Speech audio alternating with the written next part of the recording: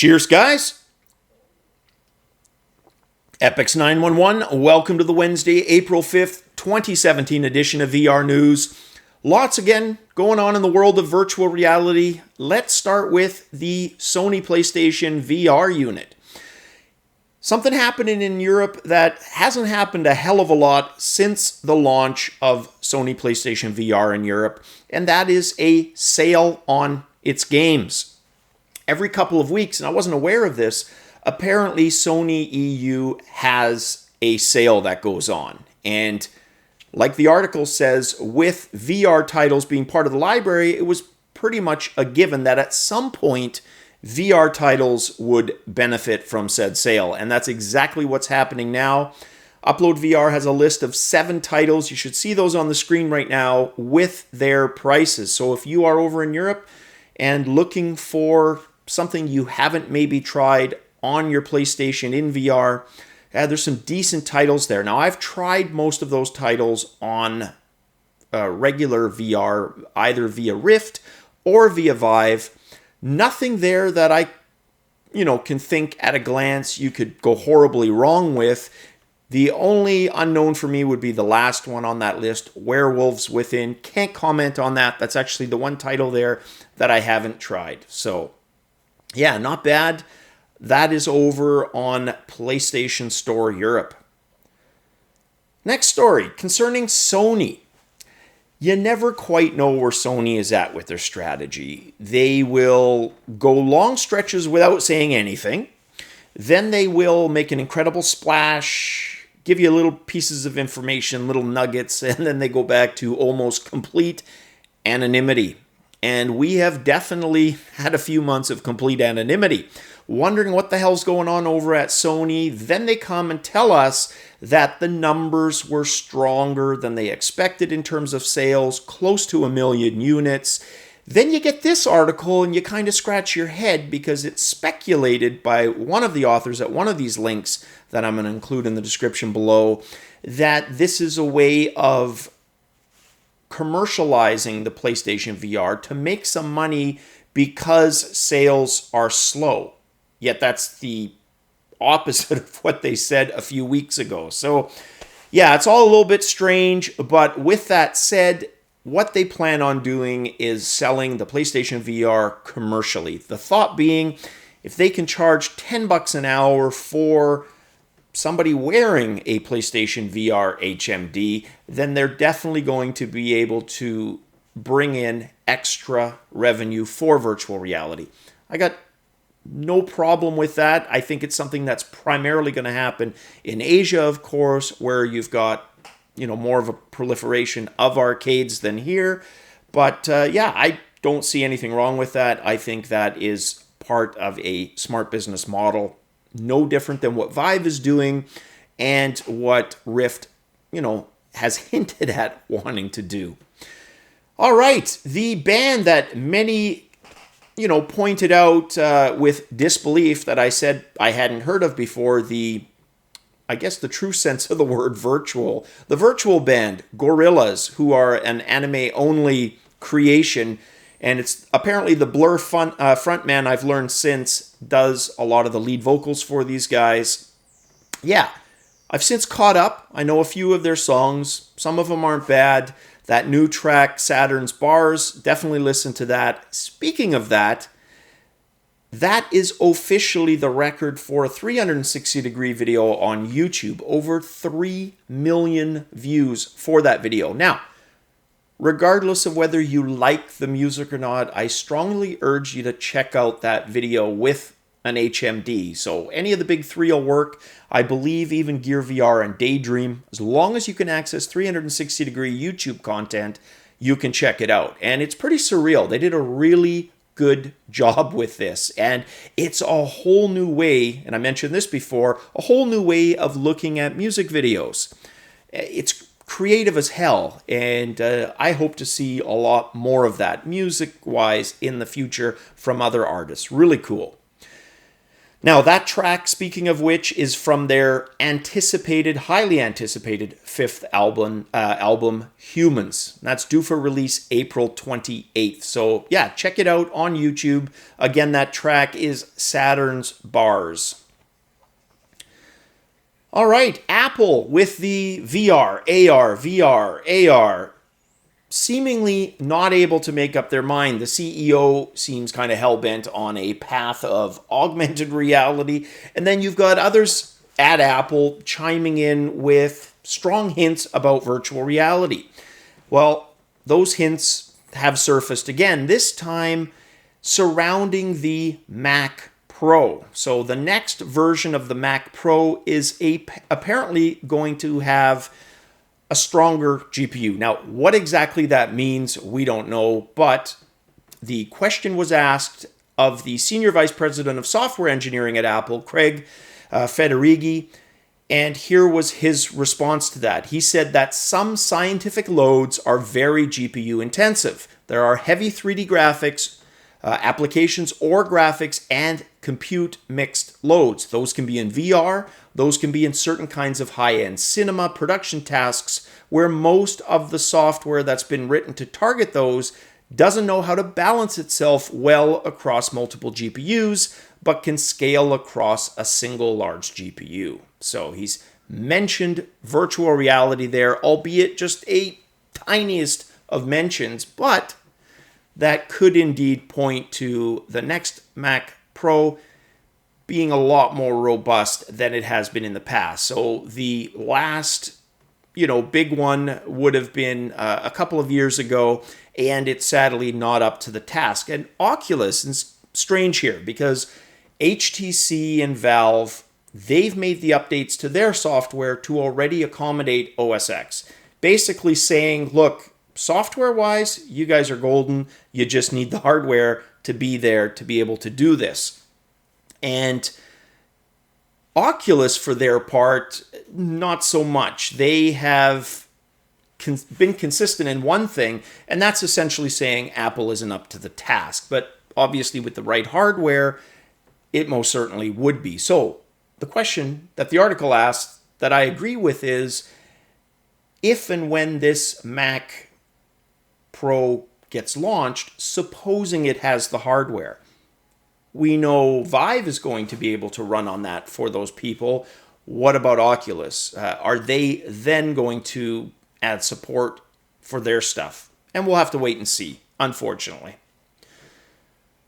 Next story. This one a bit of a surprise, but having looked into it, guys, let's start with what the hell the story's about in the first place. Now, Survios, they are the company behind raw data, easily in my top 3 for virtual reality games, available both on Rift, which it was recently added to, and of course Vive. It launched on Vive. Brilliant game, wave-based, yes, but brings a lot to the table, and pacing is perfect, controls, tracking, you couldn't ask for more. Just a great game. Now, the head of that company, Chris Hewish, and has been since January of last year, has departed the company. Now, there was an official statement, rather, that read as follows. We're a growing company, and as a growing company, it's natural for changes to occur. Chris has made valuable contributions to our team and will be missed. We wish him the best on his future endeavors. We cannot comment further due to company policy regarding personnel matters. Now, Hewish himself was also contacted, and he was nothing but positive, saying that with Survios, the truth is it was a great experience. I've been in the industry for quite a while, and going there really reinvigorated me. Nothing negative or anything like that at all. Then he was asked the obvious question, where are you going to, Chris? And his response was, can't share yet where I am going next, but hopefully in the next week or so. There is no lack of faith in VR. I'm still a big believer. We're in the early days, need lower price points, hardware cycles, etc. So my interpretation of this is as follows. Financially, they're probably not doing as well as they had hoped. And I'm going to project here a little bit, but I think Chris probably had a lot of compensation tied into the performance of virtual reality, as it should be. And even though they've done fairly well, he could probably do a lot better. Now, this sounds completely, just based on what he said and how he's staying so positive, a move prompted, strongly on his part. So maybe, well, I won't say maybe because it's my opinion after all. I think he found another position. He's going to announce that position, and all the positivity that's being tossed around is to not have people panic, maintain confidence in Survios, and of course, by extension, virtual reality. This next story, interesting. Interesting to me, and I'll explain. Bboy Championship World Finals are going to be taking place in the UK and are going to be streamed live in their entirety on April the 9th in 360 degree. Now, b-boying has been around forever. If you're thinking, never heard of that, what the hell is that, Epics? You may recognize it by its informal name, which a lot of b-boys don't like, and that's breakdancing.